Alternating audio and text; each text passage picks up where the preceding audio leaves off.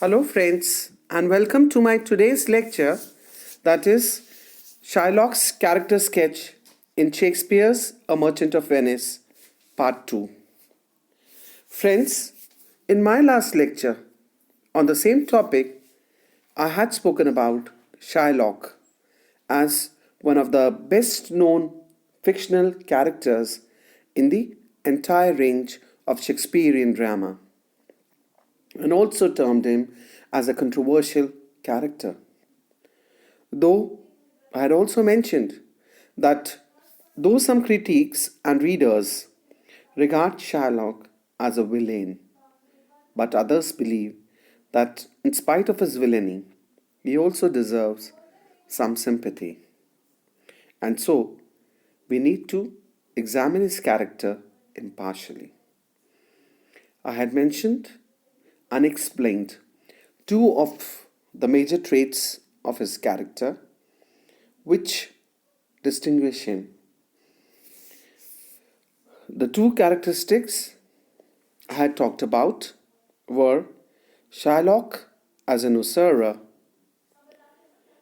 where I had mentioned Shylock as a moneylender, and all his about his profession, that no profession is bad, and also that Shylock had hoarded a lot of wealth by usury, but still he had a craving for more.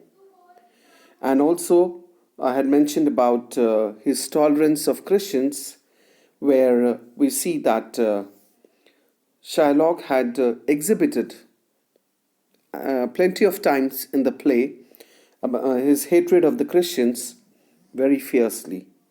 And he had also refused to eat with the Christians, drink with the Christians, or even pray with the Christians. Today I'll be talking about the other remaining characteristics of his personality.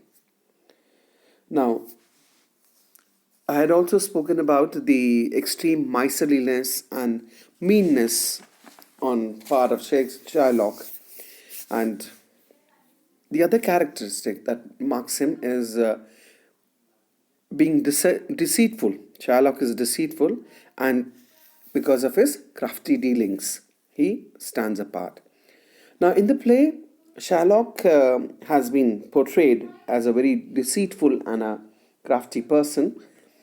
On our reading of the play, we come to know that initially Shylock refuses to give a loan to Antonio, saying that Antonio ill-treats him. And we can sense that there's something fishy that's cooking in the mind of Shylock, because later on he agrees to lend a loan to Antonio, but he lays down a rather difficult clause or a condition before Antonio, according to which Shylock would be entitled to cut off a pound of Antonio's flesh from near his heart if he fails to repay the loan within a period of 3 months. That was decided. Now, this way, we see that Shylock, he lures Antonio to sign the bond, saying that this condition is intended only as a joke, because a pound of human flesh can serve no purpose at all, and that the flesh of animals like goat and sheep, it is much more greater value rather than the human flesh.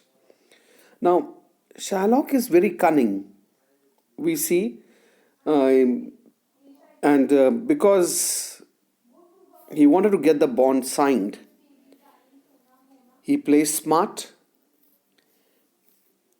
and we also say that he takes this bond as a weapon to be used if Antonio by chance fails to repay the loan in the stipulated time period. Now, Shylock acts shrewd, and he exhibits farsightedness also. We could also gather some traits of his personality from the conversation that is held between Antonio and Bassanio and Shylock. Now, Shylock is shown here as a very cunning, hypocritical, humble, as well as an arrogant man. He even cites a biblical incident to justify the charging of interest, though he admits that this incident is not exactly a precedent but only a parallel to prove the validity of charging some kind of fee for the services which one renders to the others. Now, on the whole, or rather in the whole scene in which this transaction takes place, Shylock's character is revealed in an unfavorable perspective. And we see that he appears as a detestable person deserving our dislike and hatred. Now, we also come to know in the play about Shylock's revengeful and bloodthirsty nature. He is a bloodthirsty man, as we can gather from his personality. And from the very beginning, Shylock is shown as planning to take revenge from Antonio for his ill treatment of him. Now, since Antonio is in the need of a loan and he wishes to take it from Shylock, this gives Shylock a chance to wreak his vengeance upon him, and subsequently, nothing moves him to pity, not even the Duke's appeal. Now, even Portia's plea for mercy yields no result, no purpose. Now, he feels happy when it seems that the court's verdict would go in his favor, in Shylock's favor, and he begins to exult over Portia's pronouncement in the beginning that he has a very strong case. Now, the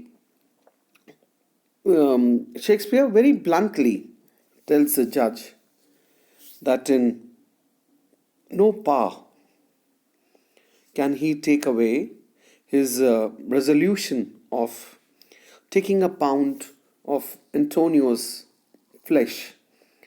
He simply invokes the law which entitles him to penalty and the forfeit of his bond.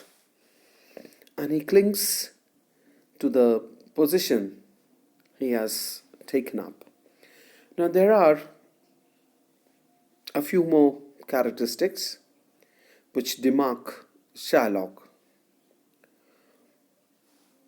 as a villain in the play A Merchant of Venice by William Shakespeare. In my next lecture on the same topic, I'll be dealing with the remaining characteristics of Shylock. Till then, goodbye and thank you, friends.